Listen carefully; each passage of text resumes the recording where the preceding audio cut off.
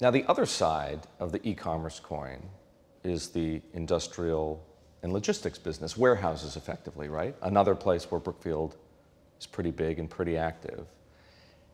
Has that played out?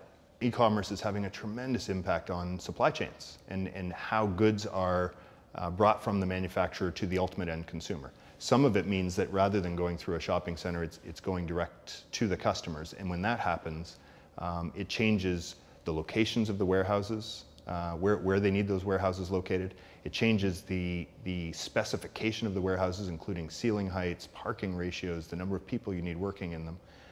And so that really has been a tremendous boom for that sector. So while you would say that Amazon and the internet has had a negative impact potentially on retail real estate, it's had a tremendously positive impact on industrial and logistics warehouses here in the United States. How much of what you see and what you're doing is Amazon, and how much of it is something else, either other companies that are following what Amazon is doing or something else entirely?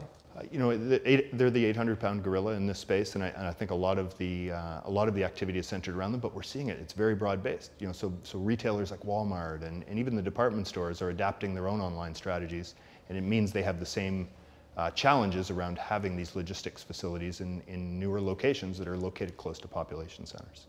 And if we think about demand for warehouse and logistical space on a curve, where the top of the curve, of course, is peak demand.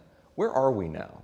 Are we still on our way to peak demand? We're on our way up. I think we're seeing, we've obviously had a couple of really high growth years over the last couple of years, but we're not seeing it slow down. If anything, it's starting to accelerate as more and more retailers adjust their strategies and therefore change their supply chains. And which markets is the demand most concentrated in? And where do you see it being most concentrated in as you look ahead?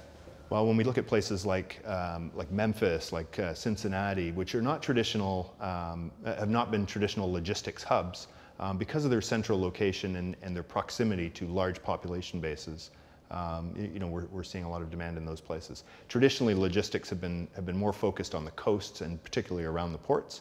Those continue to be very strong, but some of these more centrally located in the center of the country, close to major population bases, is where we're seeing a lot of that demand. And what about pricing and valuation? Is it too sort of still on the way to the peak? Yeah, absolutely. I think that you know, we're seeing very strong rental growth this year, and a tremendous amount of interest from investors in the space, and that has led to lower cap rates and high prices. But I think it's justified by the growth that we're expecting to see. And this could play out for how many? I mean, is it possible to even conceive of how many more years this sort of trend has to play out? You know, it's always difficult to put a specific number of months and years on it, but we are, as I said, I think we're still very early on in this change, and it's a very large change in terms of how these businesses are operating, and I think we've got a number of years to go.